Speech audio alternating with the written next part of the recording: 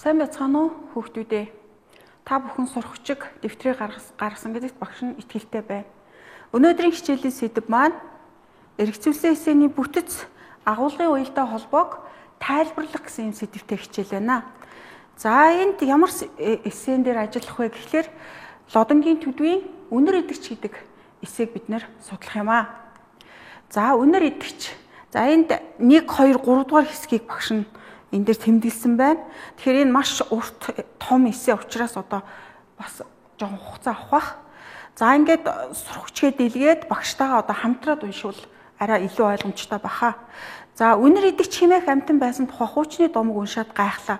Үнэр идэгч гэх чинь утгагүй юм шиг бодогдно. Үнэрийг зөвхөн үнэрлэж болохоос идэж болохгүй нь лав. Тэгэхээр эцэг дээдэс юугаа ярьж байсан юм болоо? Үнэр идэгч Десан 2 төрж дээд орныг эзэгнэв гэж ном сударт гарна.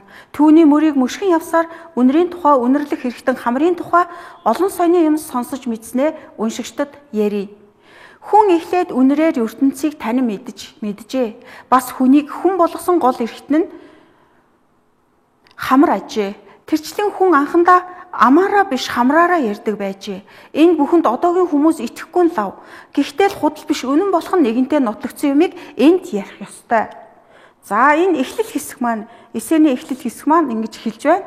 За тэгэхээр эсэний эхлэл хэсгийг та нар 10 дугаар ангидаа үзсэн тийм үү? Юугаар эхэлдэг вэ гэдэг тийм ээ. За тэгвэл энэ сонирхолтой эхлэл. За энэ хөтөц санаа гэсэн ийм хоёр зүйл байна. За тэгэхээр энэ сонирхолтой эхлэл дотроо ийм хөтөц санаа өөрөө орчин. За сонирхолтой эхлэл юу байна вэ гэхээр хүн үнэр идэгч гэж амтан байсан. Үнэр идэгч гэж амтан байсан. Үнэр идэгч Десан 2 төрөлдөөд орныг эзлэв гэдэг энэ сонирхолтой ийм эхлэлээр бол эхэлж байгаа юм. Үнэр идэгч Десан гэдэг нь бол тэр гямлан орнд одоо амьдардаг хамгийн гоё үнэр гаргадаг одоо ийм дагныг хилдэг гэж номын чин тайлбар дээр байгаа хүүхдүүдээ. За тэрийг хараарай. За хүн анхандаа хамраараа биш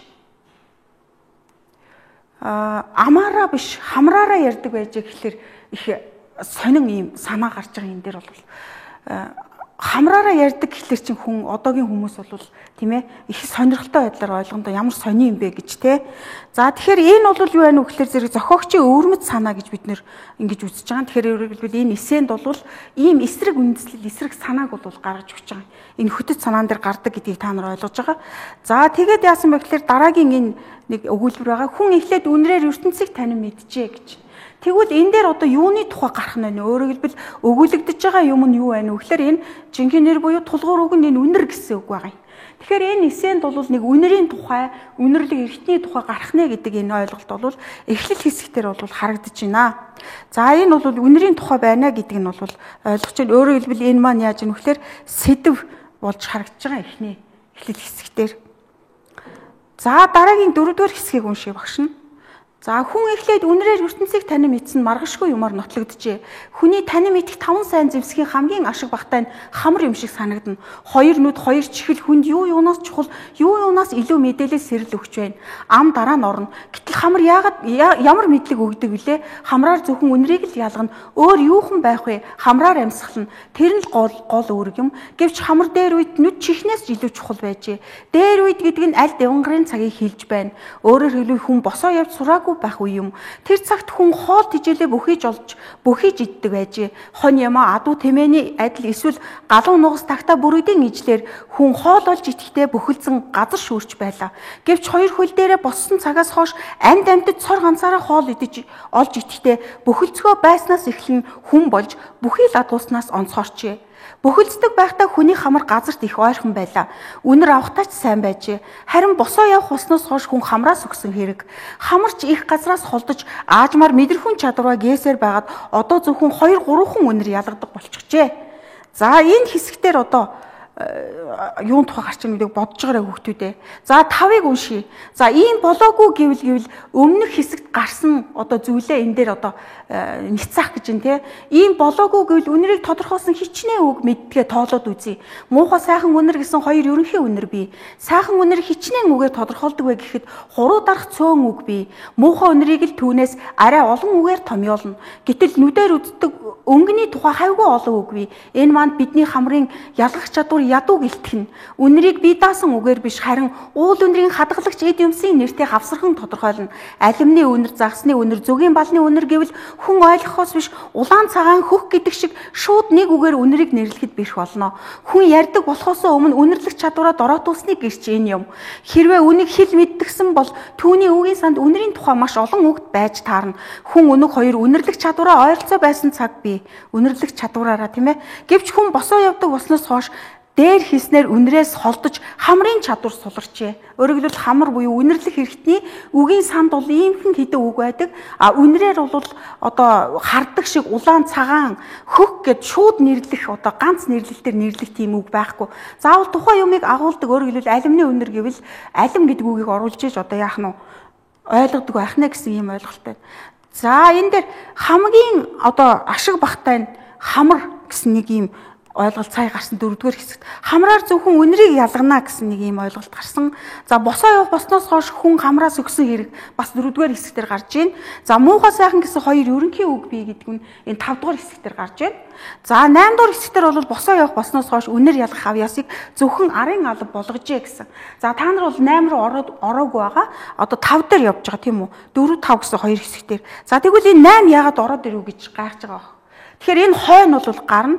Тэгвэл одоо энд хамар бол одоо яасан бэ гэхээр энэ босоо явах усноос хойш хүн хамраас өгсөн хэрэг гэдэг дандаа тийм сөрөг одоо үнлэмжийг энд бол гаргажээ. Тэгэхээр энэ нэг эсэний нэг онцлог бол гараад ирж байгаа.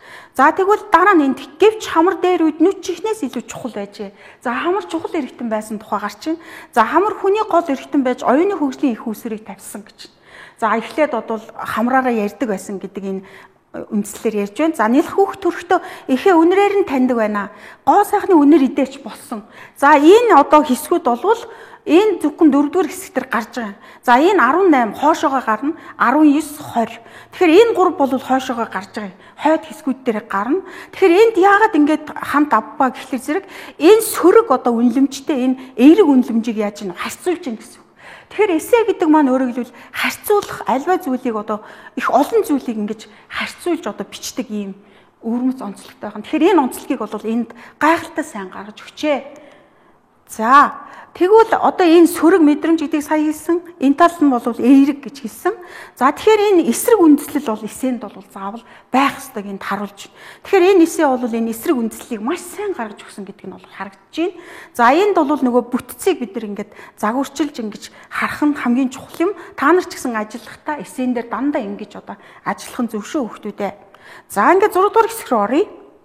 За үнэрлэх хэл гэж амьтны ертөнцийн бие биенээ ойлголцох гол арга. Одоо бол хүн үүнд итгэхээргүй мартжээ. Учир нь хүн 1 шоо дөрвөлжин сантиметр агаарт 7 тэрбум молекул үнэр хуралдсан байвал сая анзаарна. Гэтэл нохоо мөн тийм хэмжээний агаарт 9000 молекул үнэр байхад л мэдэрч чадна. Инхээр үнэрч чадвахаараа хүн нохооноос 800 мянга дахин дутуу буюу ердөөл битүү хамардаг гэсэн үг. Сургуультай нохоо бол 700 молекул үнэр 1 шоо дөрвөлжин сантиметр агаарт байхад мэдэрдэг байна. Хүн дөрвөн хөллөж явдаг амтан байхдаа мөн л ийм сайн үнэрч явжээ. За энэ юу орж ирж гэнэ вэ гэхээр энэ баримтууд орж ирж байна. Тоон баримтууд бол энэ дээр орж ирж байна. За тэгвэл энд бас харьцуулалт цаанаа давхар яваад байгаа хүүхдүүд ажиллаж байгаа хаа. Хүний одоо үнэрлэх чадвар ийм байсан. Гэтэл нохоо үнэрлэх чадвар ийм одоо хүнийхээс их илүү байна гэдэг ийм харьцуул бас явж байна. За цаашаа уншия.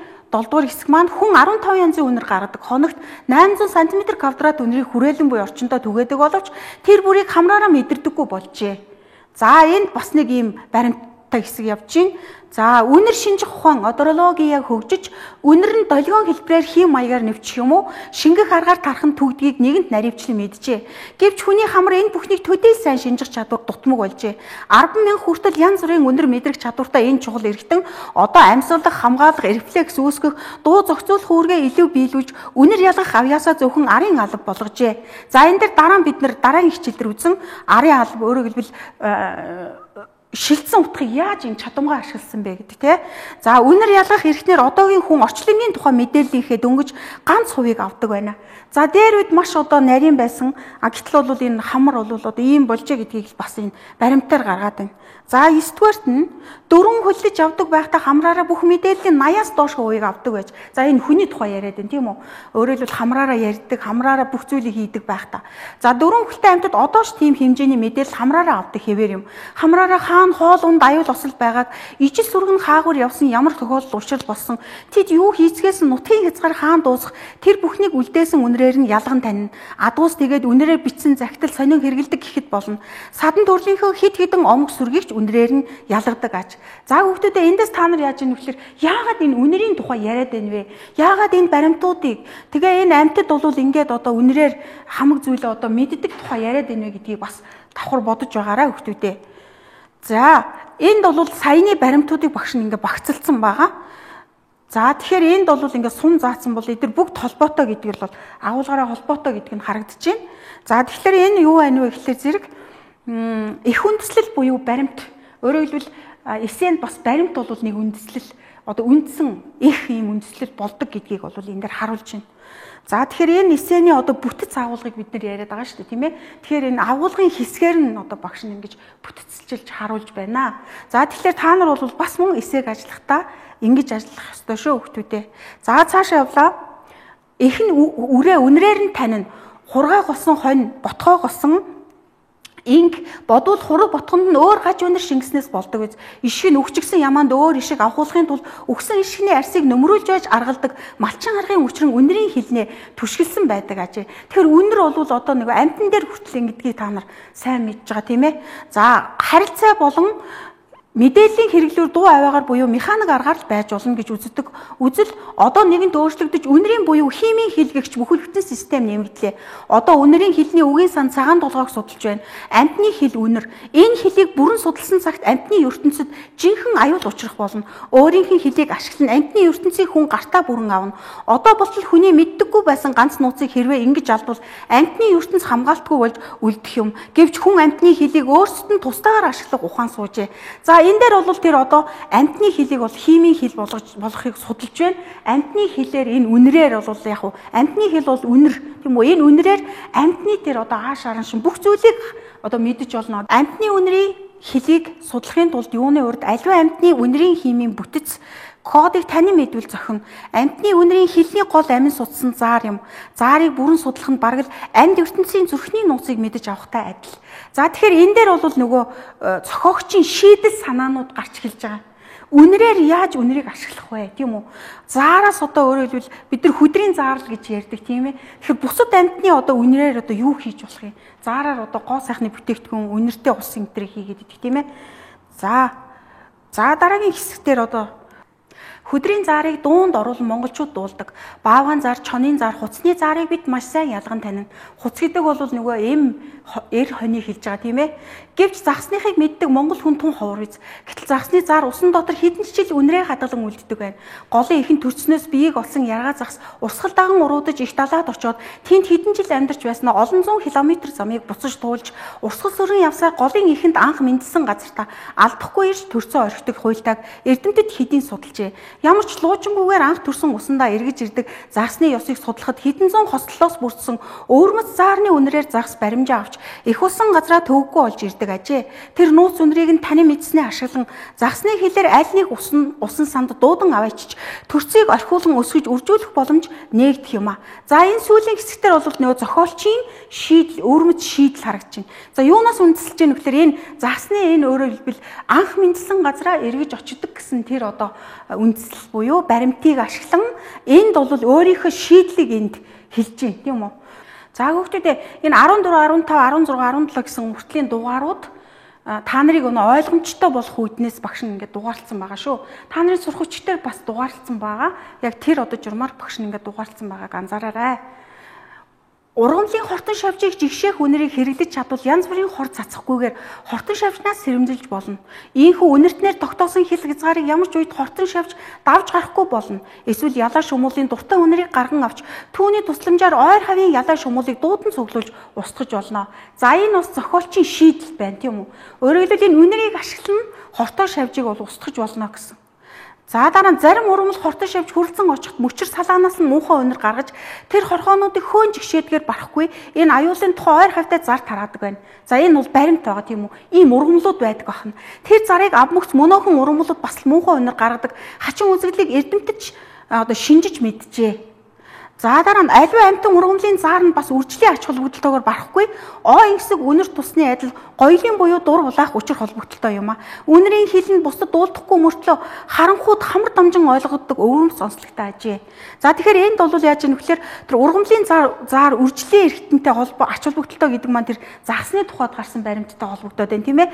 Тэгэхээр эндээс гадна бас гоёлын одоо ийм давуу шинж чанартай байдгаа гэж хэлж байна.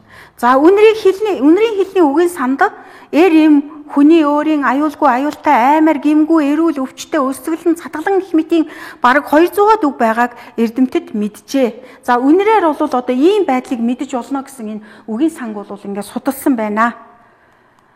За тэгэхээр энд одоо амьтны хил үнэр одоо хилний үгийн сан цагаан толгойг судалж байгаа энэ сая гарсан хэсгүүдийг ингээ багцлаад бичсэн байна дулгуур тохиогоор. За үнэрийн хилийг бүрэн судалсан цагт амьтны ертөнцид аюул учрах болно гэсэн. За тэгвэл энд юу яриад энэ хүүхдүүдэд та нар бодоорой. Энд яагаад энэ хоёрыг эхэлж гаргаж ирв? Энэ хоёрыг яагаад ингэж харьцуулж ийн гэдгийг та нар бодоорой хүүхдүүдээ. За дараа нь үнэрийн хилний үгийн санд одоо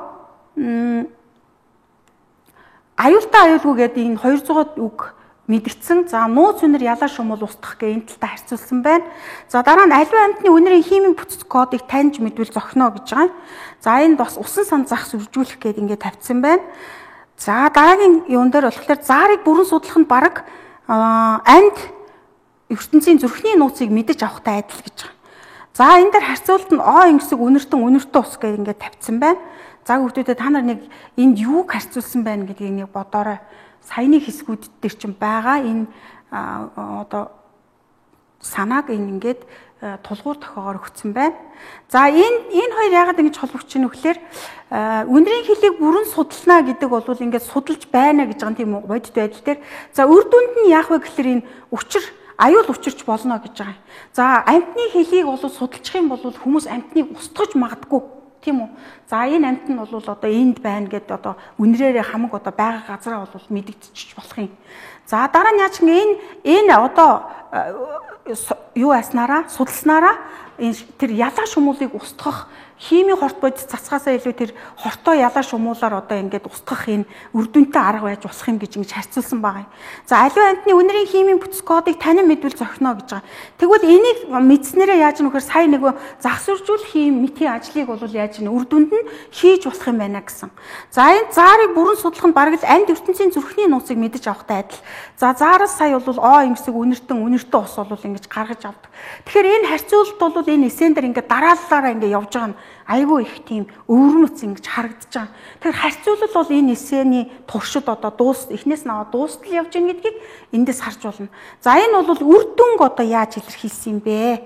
Энэ үр дүн ямар үр дүн гарах юм бэ гэдэг энэ асуудлыг харьцуулсан байна. За дараагийн хэсгийг уншлаа багш нь. За ингээд ботод хамар хүний гол эргэтэн байж оюуны хөгжлийн их үүсрийг тавьсан үн ажээ. Одоо ч тэр чанараа хадгалсаар байна.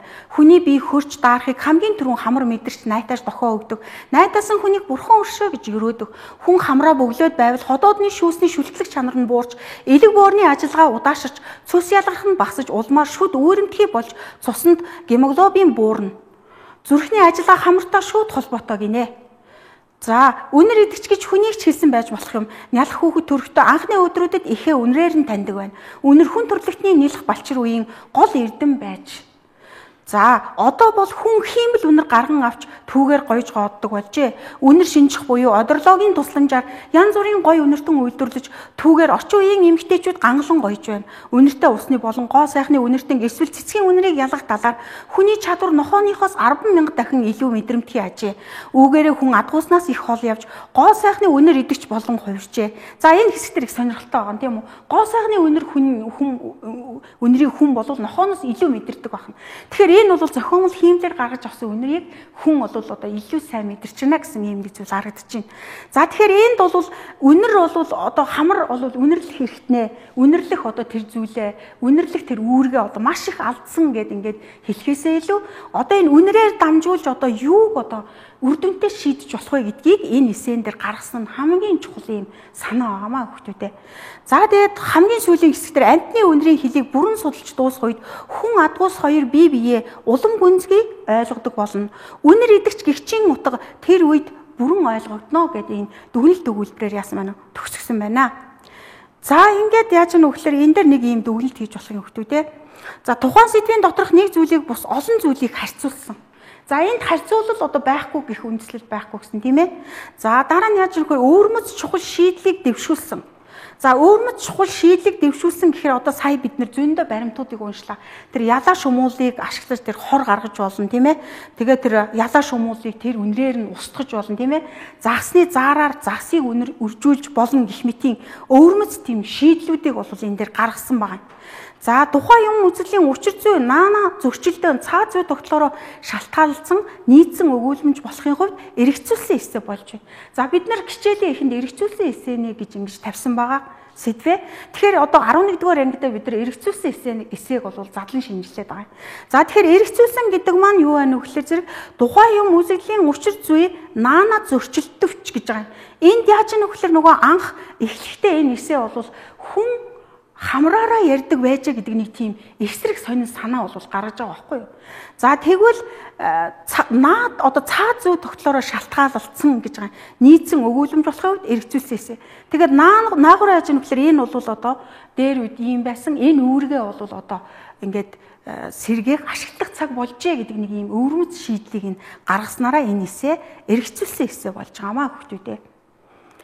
За хамгийн сүүлд бол төгс санаа гарч байгаа юм. Асуудлыг шийдсэн. Энэ асуудал ямар асуудал вэ нөхөр? Үнэрийн тухай асуудал гардаг. Энэ үнэрээр яах юм бэ? Энэ үнэрийг ашиглаач гэсэн ийм асуудлыг бол дэвшүүлсэн. Одоо ийм муухай сайхан үнэрийг л мэддэг хамар ганцхан нэг тийм эргэтэн байсан.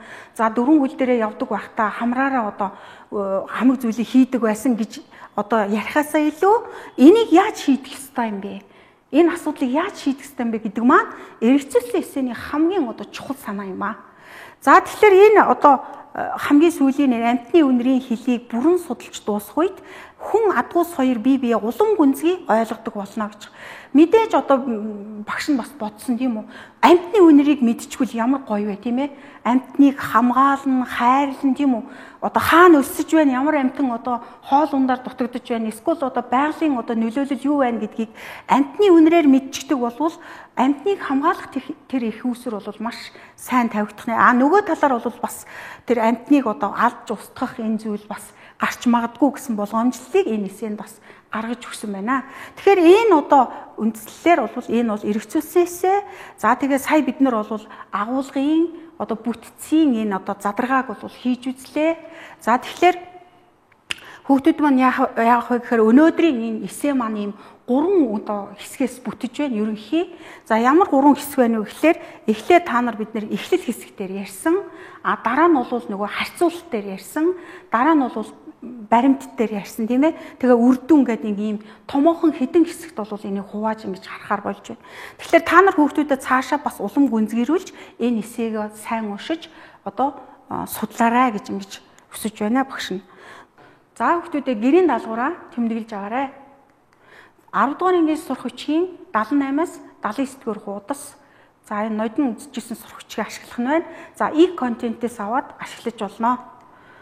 За эл төдвийн эргүүлгийн тухай эргэцүүлэл эсээг уншаад бүтэц агуулгын уялдаа холбоог загварчлан дэвшүүлсэн асуудлыг тодорхойлороо. Бид нэр саяны эсэндэр хамгийн сүүл дэвшүүлсэн асуудлыг шийдвэрлээд ингээд төгсгсөн тийм ээ. Тэгээд эхэнд нь бол дэвшүүлсэн асуудлаа бид нэр олсон. За тэгээд энэ дээр бол яаж юм гэхээр дэвшүүлсэн асуудлыг яаж одоо шийдвэрлсэн бэ? Тэгэхээр зэрэг эргэцүүлсэн эсэ мөн байна уу гэдэг зэргийг одоо батлах нэ хүүхдүүдээ. За ингээд өнөөдрийн хичээл үүгээр өндөрлөж байна. Дараагийн хичээлээр уулзалтаа түр баяртай.